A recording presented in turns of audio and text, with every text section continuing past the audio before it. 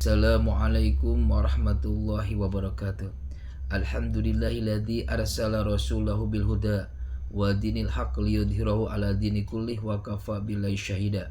Asyhadu an la ilaha illallah wahdahu la syarikalah wa asyhadu anna Muhammadan abduhu wa rasuluhu sallallahu alaihi wasallam la nabiyya ba'da la haula wala quwata illa billah. Allahumma sholli ala sayyidina Muhammad qamaril wujudi fi hadal yaum wa fi kulli yaumin fi yaumil maud sirran wa jahran fi dini wa dunya ya wal akhirah. Rabbi shrah li sadri wa yassir li amri wa hlul 'uqdatam min lisani yafqahu qawli. Alhamdulillah, pada malam yang berbahagia ini, di malam Rabu, kita dipertemukan kembali oleh Allah Subhanahu wa taala dalam menyikap nasihat-nasihat dari Syekh Abdul Qadir Al-Jailani dalam kitab Al-Fathur Rabbani, yang insyaallah tema pada kali ini adalah peliharalah dirimu bersama Allah Subhanahu wa taala. Salawat serta salam semoga kepada junjungan alam Habibana Nabiyana Muhammad sallallahu alaihi wasallam, tak lupa kepada keluarganya, para sahabat, para tabi'in, pengikut tabi'in, pada syuhada, para sholihin, sampai ke kita semuanya. Mudah-mudahan kita termasuk umat Nabi Muhammad sallallahu alaihi wasallam yang mendapatkan syafaatul udma di yaumil qiyamah. Izinkan saya, para penonton yang berbahagia, yang setia menemani saya, mudah-mudahan dirahmati oleh Allah Subhanahu wa taala. Izinkan saya untuk membaca nasihat dari beliau. Peliharalah dirimu bersama Tuhan Azza wa Jalla. Jadi kita harus memelihara diri kita, kedekatan kita bersama Allah Subhanahu wa taala. Apa sih yang harus dijaga? Apa sih yang harus dipelihara? Seperti kita mempunyai sesuatu yang kita cintai, kita banggakan, kita akan jaga, kita akan bersihkan, kita akan beri wangi-wangian, kita akan ditempatkan di tempat yang aman dan terpelihara. Nah, begitupun kita ketika menjaga Allah Subhanahu wa taala dengan kedekatan kita, maka kita apa yang harus kita persiapkan? Apa yang harus kita persiapkan dalam menjaga Allah Subhanahu wa taala supaya dekat dengan kita? Yang pertama, kata Syekh, takutlah kepadanya, sungguhnya siksanya itu amat pedih. Jadi kita harus merasa takut, al-khauf, yaitu takut kepada Allah Subhanahu wa taala. Kalau kita sudah takut, maka kita akan berhati-hati. Maka kita akan berhati-hati, waro, yaitu hati-hati dalam melangkah, hati-hati dalam berbicara, hati-hati dalam segalanya. Karena apa? Kata Syekh, sesungguhnya siksa Allah Subhanahu wa taala amat pedih. Siksa Allah Subhanahu wa taala amat pedih. Nah, yang namanya siksa api neraka, yang namanya siksa kubur, itu luar biasa. Insya Allah kalau kita selamat dari siksa kubur, di alam barzah itu ada nikmat kubur, ada siksa kubur. Mudah-mudahan kita mendapatkan nikmat kubur. Nah, kalau kita mendapatkan nikmat kubur, insya Allah kita akan mendapatkan nikmat nanti di akhirat kelak dan akan masuk surganya Allah. Tetapi kalau kita mendapatkan siksa kubur, nanti di akhirat pun akan mendapatkan siksanya. Mudah-mudahan kita terhindar dari siksa kubur dan siksa, tentunya dijauhkan dari siksa api neraka. Nauzubillahi min dzalik. Kemudian banyak doa-doa kita, terutama misalkan kita terhindar dari siksa kubur, maka kita mendawamkan, kata Rasul, itu harus mendawamkan surat Al-Mulk sebelum tidur. Ya, sebelum tidur kita harus membaca surat Al-Mulk. Nah, kita banyak sekali doa-doa kita supaya kita terhindar dari siksa api neraka.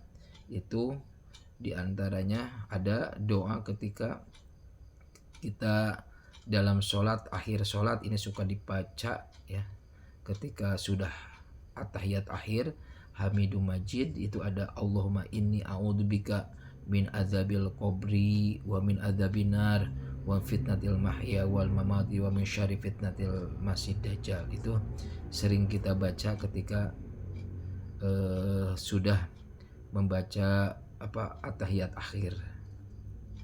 Kemudian kata Syekh, takutlah kepadanya Dialah Tuhan langit dan bumi. Rabbis samawati wal ar, ya, yaitu takutlah, kita harus takut kepada Allah Subhanahu wa taala.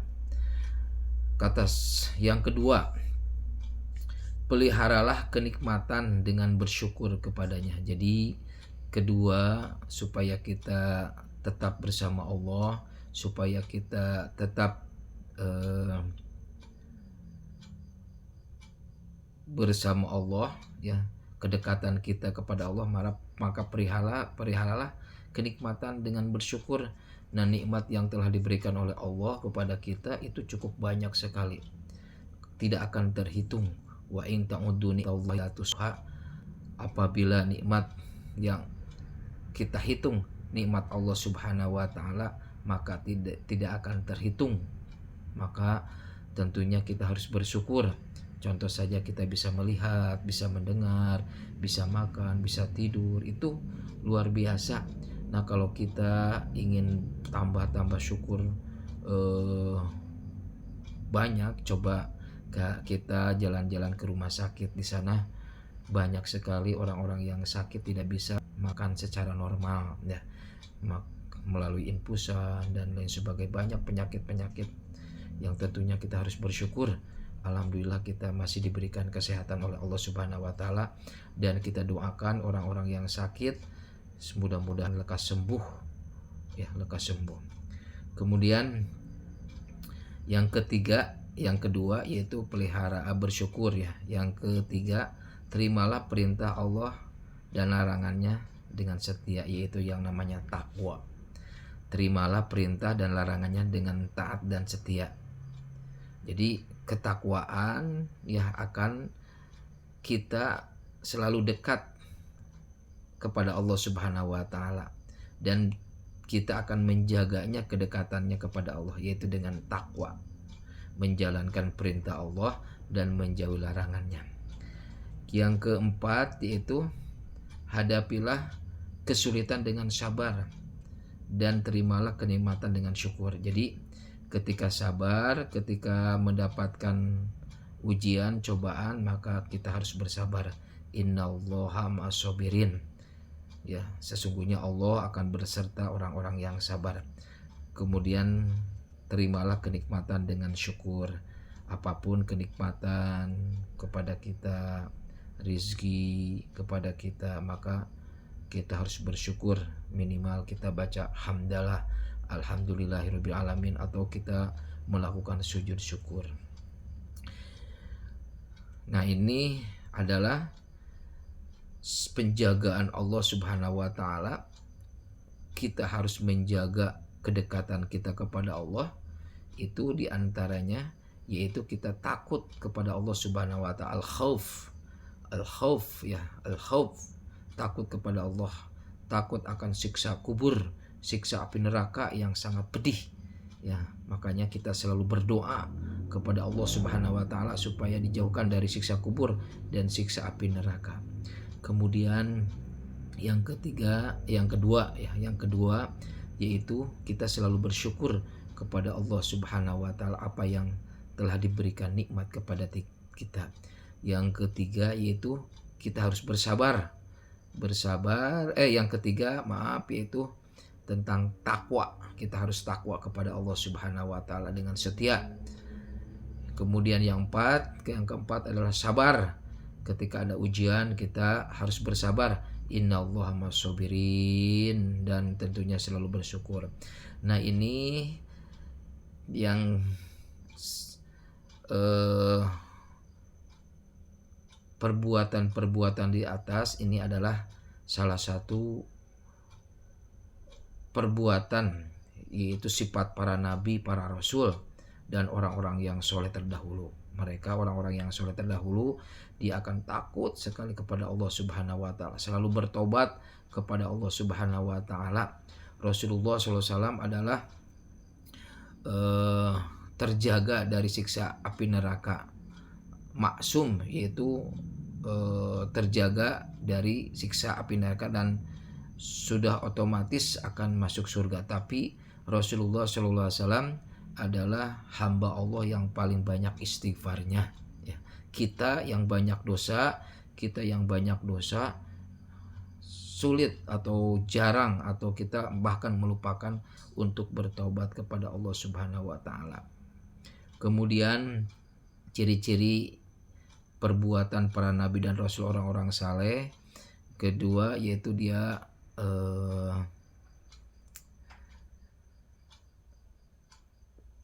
selalu bersyukur ya terhadap nikmat-nikmat Allah. Yang ketiganya dia selalu bersabar, takwa. Nah, itu salah satu perbuatan orang-orang para nabi, rasul, orang-orang saleh terdahulu. Kemudian selanjutnya tinggalkanlah ajang maksiat. Berbagai macam maksiat itu ditinggalkan oleh para nabi, para rasul, orang-orang soleh, dan supaya kita dekat dengan Allah Subhanahu wa taala, supaya kita terjaga kedekatan Allah kepada Allah Subhanahu wa taala adalah menjauhkan dari berbagai macam maksiat, kemudian dan makan dari meja ketaatan, dan makan pun rizki itu rizki yang halal. Kulu washrobu mirizkillahi halalan toiba, dan makan dan minumlah yaitu yang halal dan yang baik. Kemudian peliharalah batasan-batasan Allah. Jadi tahu akan hukum-hukum Allah, tahu akan apa yang diperintahkan oleh Allah dan yang dilarang oleh Allah, dan memelihara batasan-batasan hukum-hukum Allah dan Rasulnya. Dia tahu mana yang haram, dia tahu mana yang halal, dia tahu yang mana yang sunnah, dia tahu yang mana yang makruh, subhat. Itu harus tahu batasannya. Kemudian kata Syekh, jika datang kemudahan bersyukurlah, dan kalau ada kemudahan dari Allah maka bersyukur kepada Allah Subhanahu wa taala. Alhamdulillah sudah dipermudah oleh Allah Subhanahu wa taala, sudah diberikan jalan keluar, bersyukur. Jika datang kesulitan maka bersabar. Datang kesulitan maka bersabar kepada Allah Subhanahu wa taala. Kemudian bertobat kepada Allah Subhanahu wa taala, dan tobat ini banyak sekali, bisa istighfar, astagfirullahaladzim, kemudian bisa doa-doa tobat seperti tobatnya Nabi Adam, Rabbana zolamna anfusana wa ilang taghfir lana wa tarhamna lanakuna minal khosirin ya. Kemudian sholat tobat, kemudian mandi tobat itu bisa dilaksanakan seperti kita mandi wajib atau mandi ketika kita akan melaksanakan sholat Jumat ya. Bertobatlah engkau dengan dosa-dosamu. Kemudian periksalah dirimu itu muhasabah diri. Tentunya kita dosa-dosa kita banyak sekali ya, kita perbaiki dengan kebaikan, apalagi mulai dari kita balik sampai sekarang itu dosanya luar biasa banyaknya. Makanya kembalilah kepada Allah Subhanahu wa taala, dan pulang pun kita harus bersih karena kita dilahirkan dari ibu kita. Kullu mauludin yuladu al fitrah, setiap bayi yang dilahirkan dalam keadaan bersih, maka kita pun pulang harus bersih dengan husnul khotimah ya. Kemudian kata Syekh, sesungguhnya Allah Subhanahu wa taala tidak akan menganiaya hambanya. Jadi Allah tidak akan menganiaya hambanya.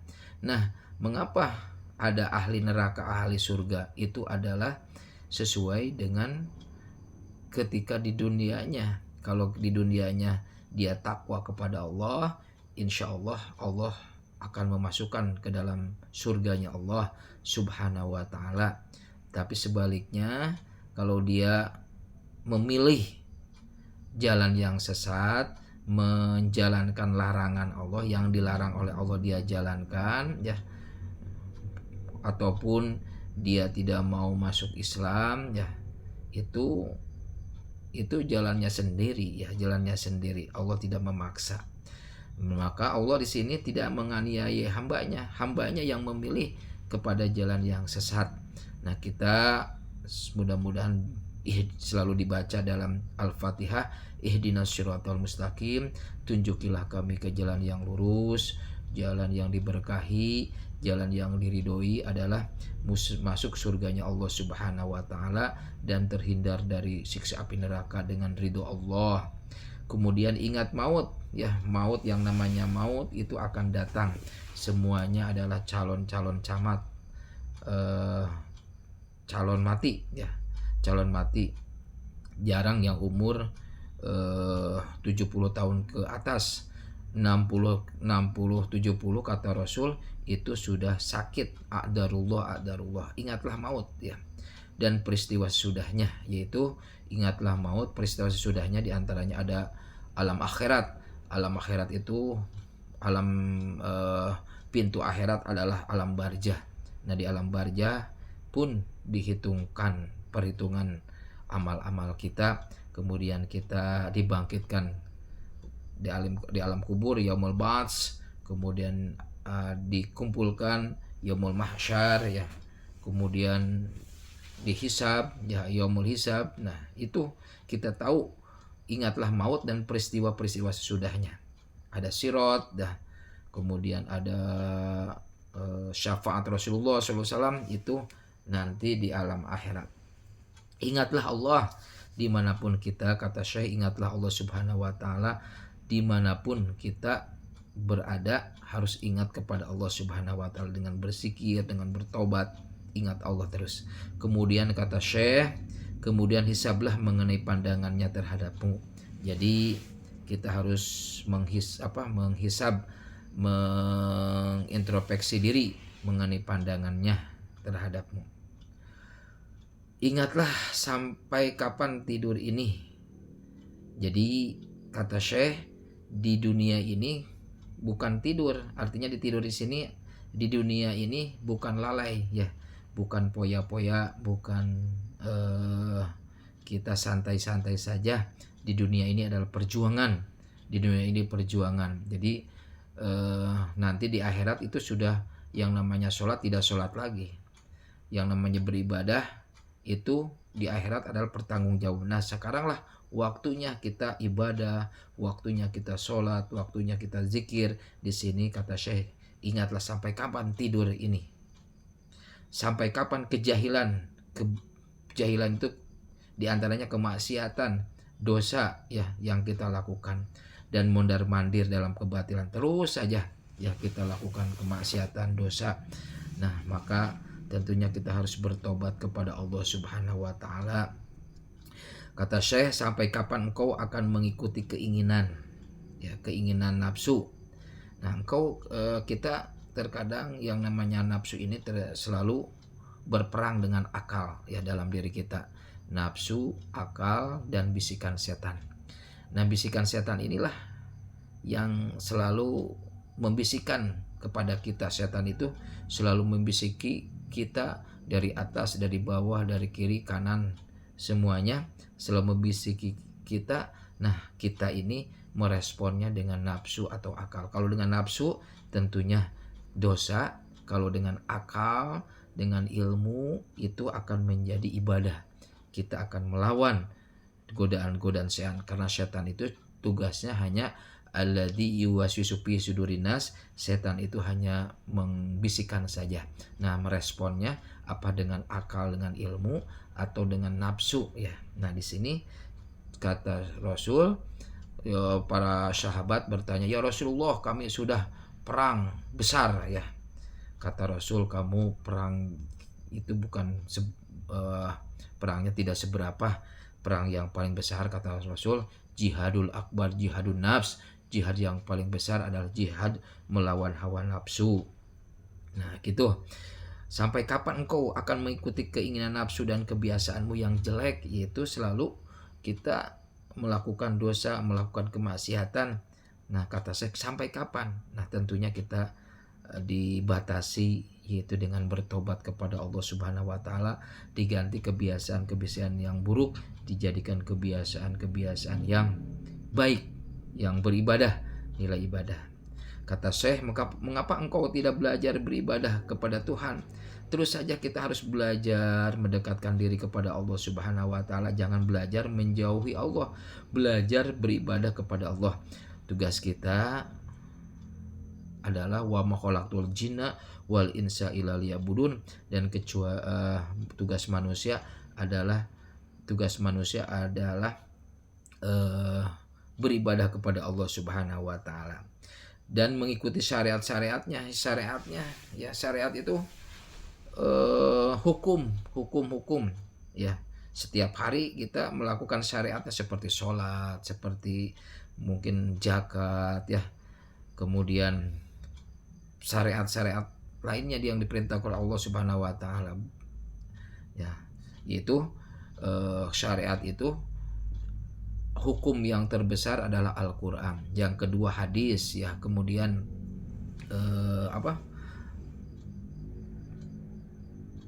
para alim ulama ya, ijma, qiyas ya, itu adalah hukum-hukum yang harus kita pegang. Kemudian Al-Qur'an dan hadis adalah hukum yang tertinggi. Kemudian diikuti oleh pendapat-pendapat para alim ulama.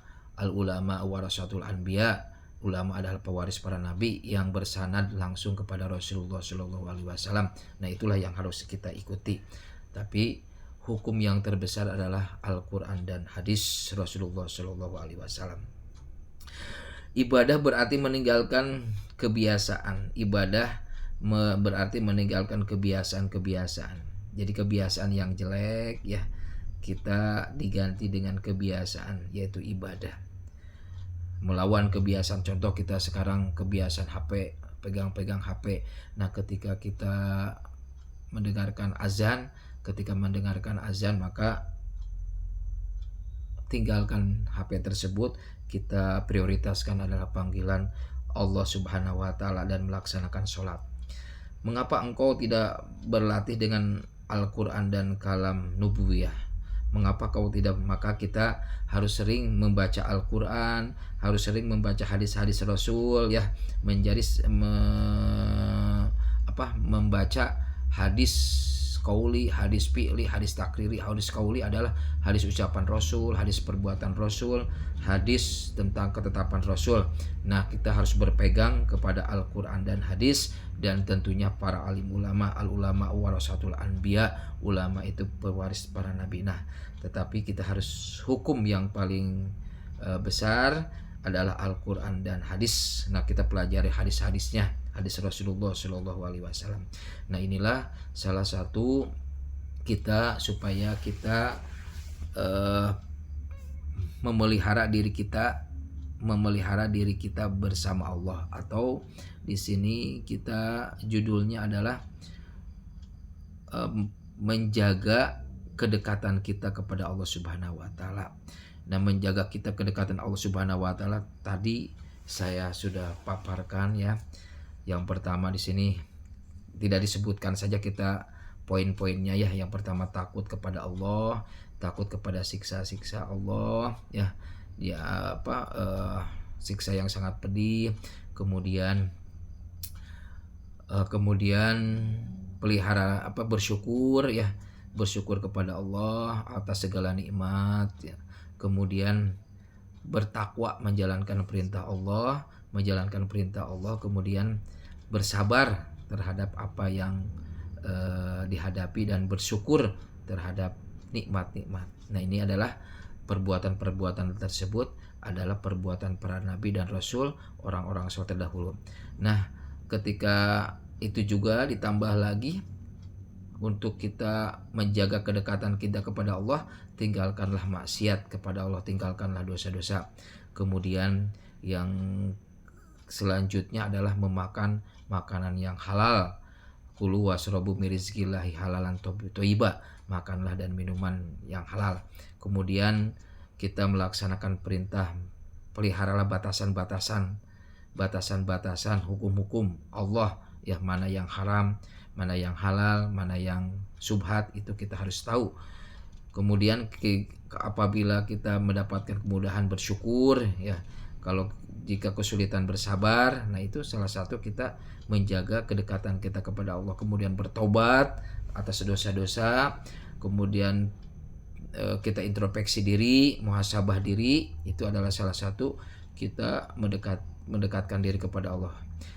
Kemudian Allah Subhanahu wa taala, ingat bahwa Allah tidak menganiaya ya. Justru manusia dan sendiri yang menganiayanya ya, menganiayanya. Kemudian ingat maut ya, ingat maut dan kita ingat akhirat. Ingat akhirat, diantaranya ada alam barzah, alam akhirat, ya asyirat, surga neraka, kita harus tahu ini. Ingat maut dan peristiwa sudahnya. Kemudian kita harus menghisab diri kita, mulai dari kita balik sampai kita sekarang ini. Kemudian kita tidak boleh di dunia ini berleha-leha, tidak boleh berleha-leha. Kita harus beribadah ya, beribadah kepada Allah, dan kita harus berpikir tentang kebodohan kita, di kebodohan kita selalu menjalankan dosa. Kemudian kita terus saja melakukan hal-hal tersebut. Nah, kata saya, sampai kapan engkau mengikuti nafsu tersebut? Nah, kita harus melawan nafsu kita. Jihadul akbar, kata Rasul, jihadul nafs. Maka mengapa engkau tidak belajar? Maka harus terus kita belajar ibadah, terus ibadah, harus semangat kepada Allah Subhanahu wa taala dan mengikuti syariat-syariat Rasulullah sallallahu alaihi wasallam, syariat Allah, syariat Rasul ya, dan meninggalkan kebiasaan-kebiasaan buruk, dan kita berpegang teguh terhadap Al-Qur'an dan hadis ya, kalam nubuwah ya, dan kita harus mendengarkan nasihat-nasihat para ahli ulama. Itu saja. Terima kasih atas perhatiannya. Mohon maaf atas segala kekurangan. Wa iyyakum subhan faminallah wa iyyakum hutam famini. Wassalamualaikum warahmatullahi wabarakatuh.